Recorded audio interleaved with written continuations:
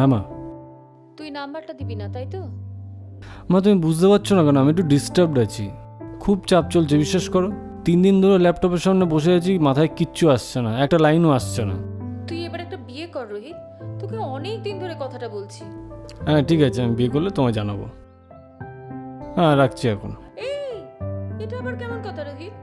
বিয়ে করে তারপর মাকে জানাবি? তুই কদিনের জন্য বাড়ি যদি না আসিস, আমি আর তোর বাবা 2-3 দিনের মধ্যেই তোর ওখানে আসছি। মা তুমি কি কিছুই বোঝো না, আমি বলছি আমি একটু ডিস্টার্বড রয়েছি।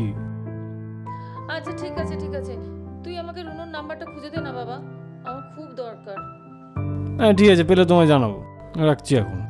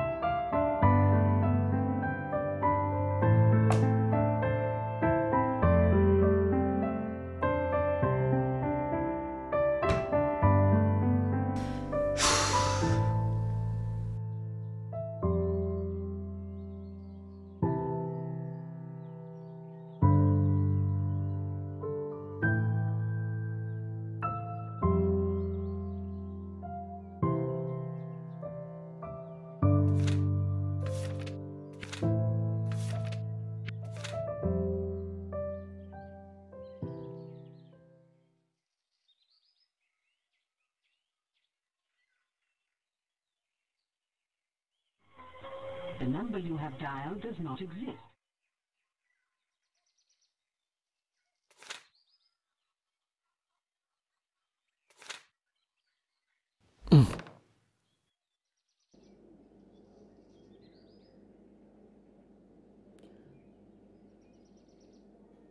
পেয়েছিস বাবা রুনুর নাম্বার? হ্যাঁ মা, বলছি কাবেরীকে?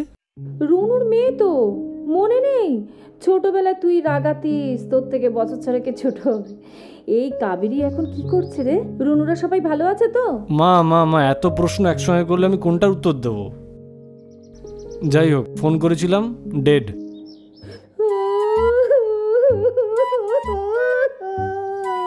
আরে তুই কান্নাকাটির কি হলো? এভাবে আমাকে না জানিয়ে চলে গেল, আমার উপর অভিমান ছিল, অনেক বছর কোনো যোগাযোগ করা হয়নি, তা বলে এভাবে শেষ দেখাটা।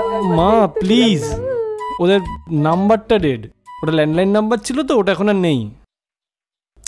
আর তাছাড়া তোমার সঙ্গে কথা হলে কাবেরীকে আমি এমনিই জিজ্ঞেস করতাম, সেটাই বললাম। তুমি না আমার সত্যি বাবা তাই বল, আমি কি না ভাবলাম। ইস, তুই কথাবার্তাও ঠিক করে ঠিক বলতে আছে, পারিস আমি এখন না। রাখছি, পরে কথা হবে।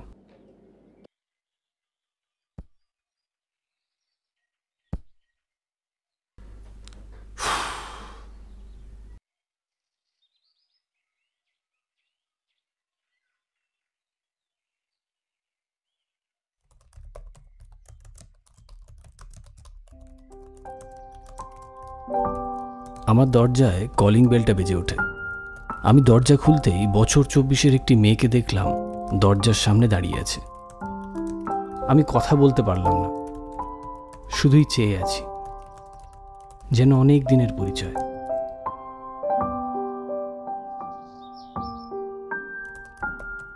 মেয়েটিও চেয়ে আছে।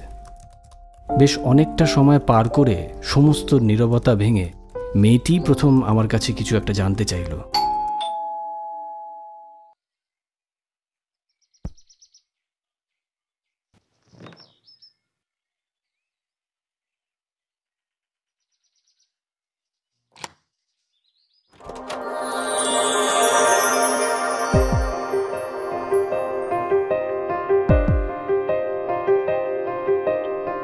অনিন্দিতা বাড়ি আছে?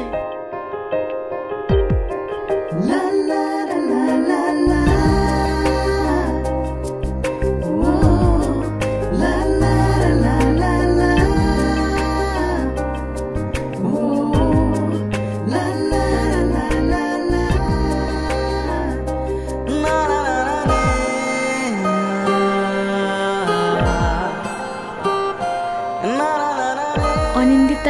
গেছে? হ্যাঁ, আমি সরি, অনিন্দিতা বলে তো এখানে কেউ থাকে না। ও, তাহলে বোধহয় আমার ভুল হয়েছে। এটা তাহলে অনিন্দিতার বাড়ি নয়? না। সরি। ওকে।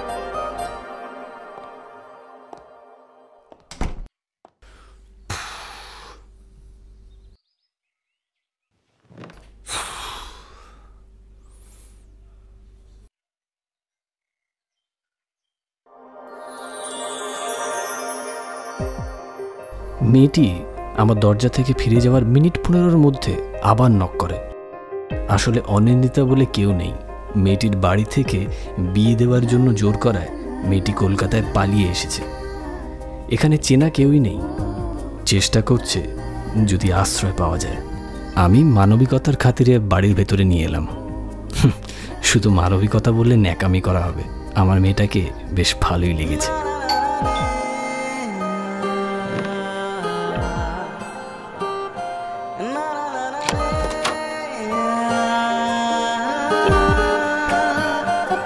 অনিন্দিতার সঙ্গে কাজ মিটলো? আসলে আমি ভুল করে না অন্য অ্যাড্রেসে চলে এসেছিলাম। পাশের গলিতেই ওরা থাকে। 2 দিন পর ফিরবে। একটু জল খাওয়াতে পারবেন? ও শিওর, আপনি ভেতরে আসুন না।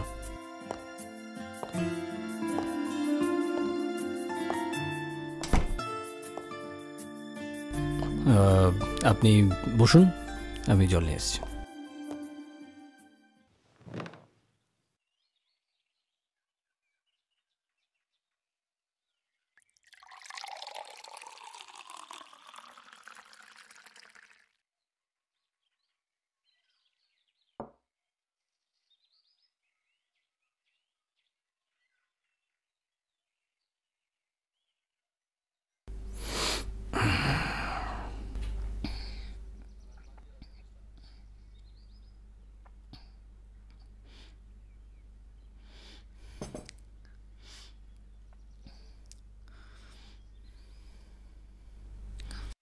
আপনি এখানে একাই থাকেন? একা মানে ওই কর্মসূত্রে এসেছি আর কি। আচ্ছা, একটু ওয়াশরুমটা ইউজ করতে পারি? হ্যাঁ শিওর।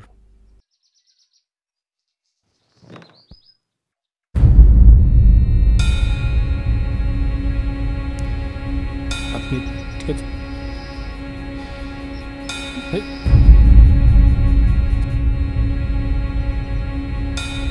গা তো গরম।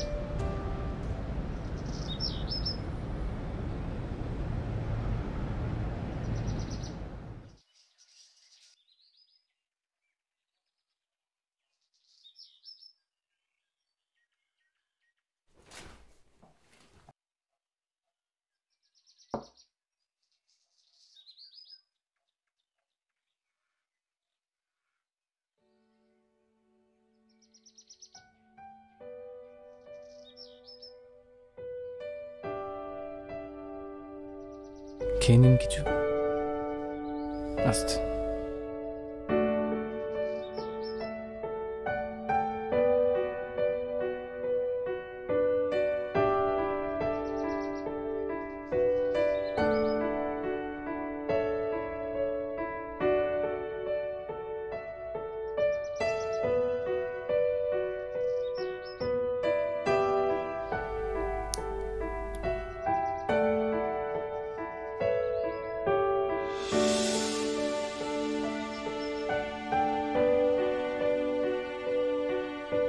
কেমন লাগছে এখন?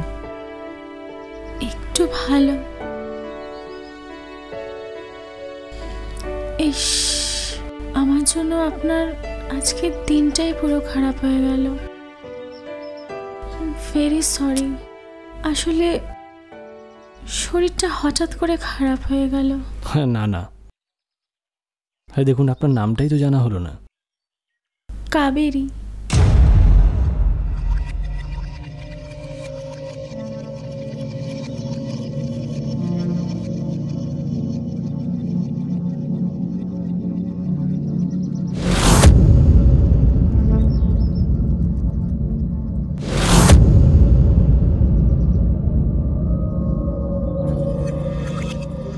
কি হলো? হ্যাঁ, আচ্ছা, আপনি নিশ্চয়ই জামশেদপুরে থাকেন। আপনার বাড়িতে বিয়ের কথা চলছে বলে আপনি কাউকে কিছু না জানিয়ে পালিয়ে এসেছেন।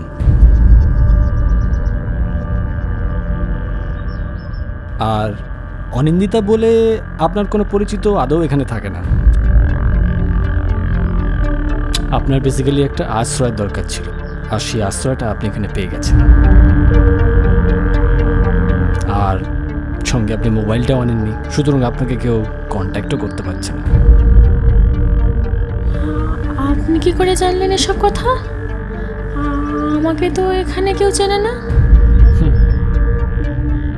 তুমি রুনু কাকিমার মেয়ে কাবেরী, তাই তো?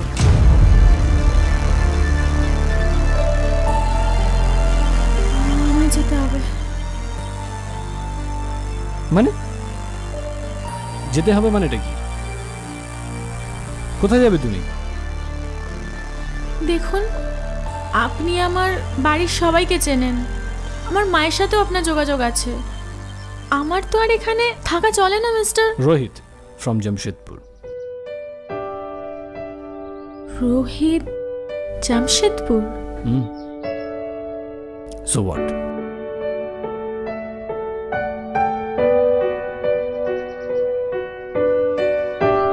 কি দেখছো?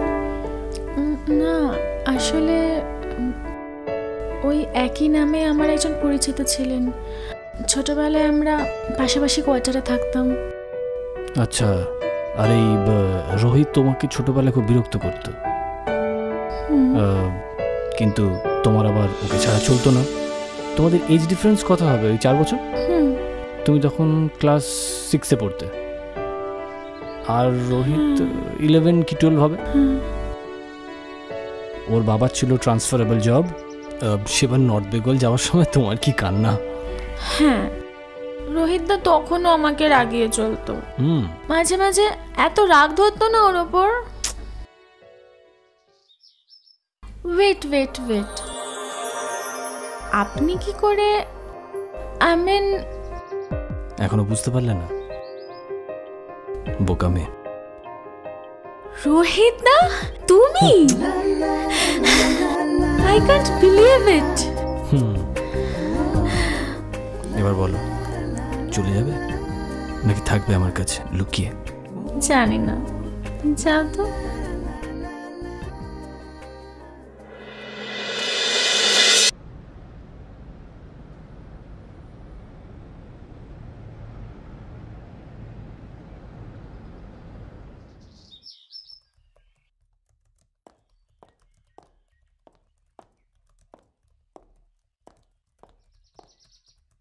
হ্যালো রোহিতদা, তুমি গল্প লেখো?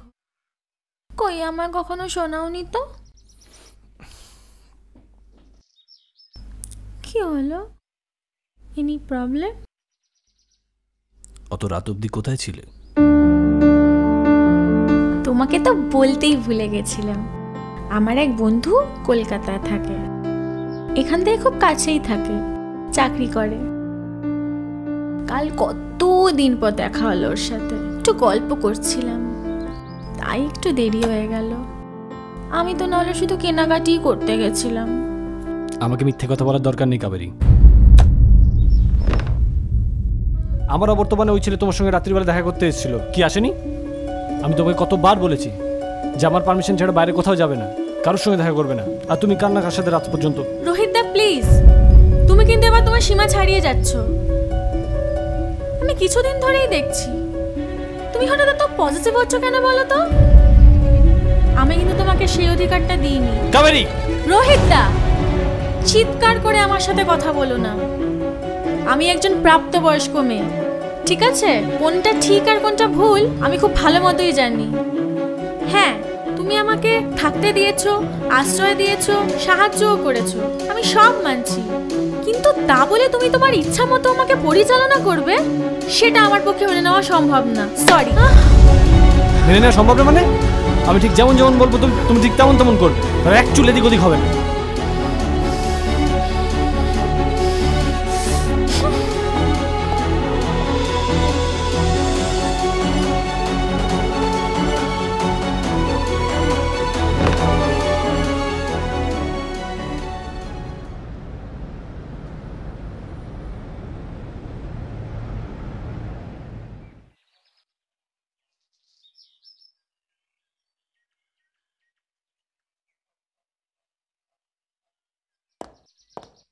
দাঁড়াও কাবেরী, কোথায় যাচ্ছ? আমি চলে যাচ্ছি। কোথায়? তোমার এই কলকাতায় চাকরি করা, এখান থেকে কিছু দূরে থাকা বন্ধুর কাছে? আমি বাড়ি ফিরে যাচ্ছি রোহিতদা। যে কারণে কোনোদিন বিয়ে করতে চাইনি, নিজের স্বাধীনতাটা হারিয়ে ফেলবো বলে বাড়ি থেকে মিথ্যা কথা বলে চলে এলাম অচেনা অজানা শহরে। কিন্তু দেখো, জীবনটা আমাকে সত্যিটা বুঝিয়ে দিল। তাই ঠিক করেছি বাড়িতে গিয়ে নিজের ইচ্ছা অনিচ্ছার কথা সরাসরি জানিয়ে দেব সবাইকে, তারপর তারা যা সিদ্ধান্ত নেবে তাই হবে। তুমি যেই বড় বড় কথাগুলো বলছো না, এগুলো সব আমার সাজিয়ে দেওয়া। তোমার নিজস্ব কোনো অস্তিত্ব আছে? তুমি আমার হাতের পুতুল মাত্র। হোয়াট ননসেন্স রোহিত দা, কি বলতে চাইছো তুমি? তুমি যাবে যাও, কিন্তু জাস্ট 10 মিনিট, জাস্ট 10 মিনিটের মধ্যে তোমায় আমি ফিরিয়ে আনবো। তোমার দেখছি নিজের প্রতি প্রচুর অহংকার হয়ে গেছে রোহিত দা, তুমি চেঞ্জ হয়ে গেছো। হ্যাঁ, তোমারই কলকাতার বন্ধু শুধু আমারই স্টোরির একটা সাবপ্লট মাত্র। ওকে যখন ইচ্ছে আমি আউট করে দিতে পারি, ওর ট্র্যাকটা যখন ইচ্ছে অফ হয়ে যেতে পারে। তোমার কথা সবটা মেনে নিয়েই বলছি রোহিত দা, চরিত্র যখন রক্ত মাংসের হয়ে যায় না, তখন সে লেখকের চাওয়া পাওয়া ছাড়িয়ে নিজের পায়ে চলতে শুরু করে। কথাটা মাথায় রেখো। আমাকে তো পারলে না, দেখো তোমার গল্পের চরিত্র কাবেরীকে যদি আটকাতে পারো। চললাম।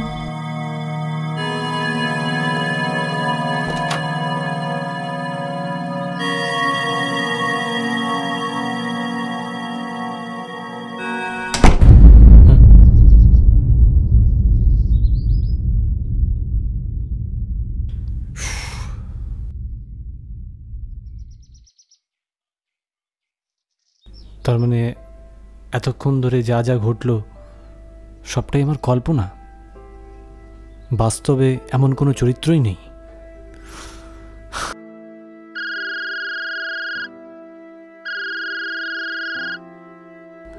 হ্যাঁ মা, বলো। একটা ভালো খবর দিতে ফোন করলাম তোকে, আমার সাথে এক জায়গায় যেতে হবে, কিন্তু না বলতে পারবি না। কোথায়, কবে? তুই রুনু কাকিমার নাম্বার তো চেয়ে পেলি না, আরে রুনু নিজে আজকে আমাকে ফোন করেছে যেতে। কি মনের টান দেখলি? আমি নিজেই কদিন ধরে রুনু রুনু করে যাচ্ছি, কি বলবো বল, কতদিনের সম্পর্ক।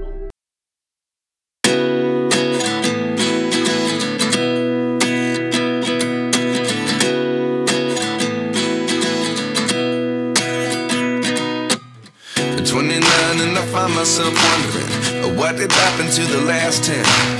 I ran away with my life, fast forward, never turn back again. It's kind of funny that the more we pass time, the more we need to set them rewind. And 19 was the year I had to leave you, but now I'm seeing all the signs. Is this really happening? I can't believe it's true. I'm just as surprised as you. Kaveri আমার কল্পনা, আমার বাস্তব, আমার ভালোবাসা।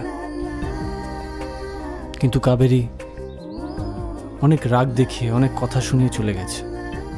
বলল বাড়ি ফিরে যাচ্ছে সে। আমি তো জানি আমি চাইলেই যে কোনো মুহূর্তে আমি তাকে ফিরিয়ে আনতে পারি। কাবেরী মূর্খের মতো আচরণ করেছে। ও তো জানেই না ও তো আমারই হাতের সৃষ্টি। কাবেরীর মতো হাজারো চরিত্র আমার হাতে সৃষ্টি হয়। কেউ টিকে থাকে, কেউ হারিয়ে যায়। কাবেরীর ভবিষ্যৎ আমি অন্ধকারের একাকিত্বে চুবিয়ে শোধন করে নেব। তারপর ও নিজেই একদিন আমার কাছে ফিরে আসবে। ও আমার চরিত্র, আমার ভালোবাসার চরিত্র। কাবেরী, তাকে তো আমি অন্য কারোর হতে দিতে পারি না।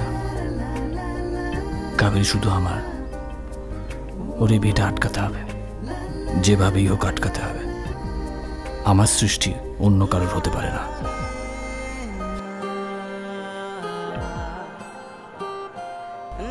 মা, কাবেরীর বিয়ের ডেটটা কবে? ডেটটা তো মনে থাকে না বাবা, পরের সোমবার বিয়ে। আচ্ছা মা, কাবেরীর বিয়েটা কোনোভাবে আটকানো যায় না? কি বলছিস? তোর ছোটবেলার স্বভাব গেল না বাবু? কাবেরীর বিয়ে নিয়েও আর কি করছিস? এইসব যেন আবার ওখানে ওদের সামনে গিয়ে বলিস না। ও এখন বড় হয়েছে।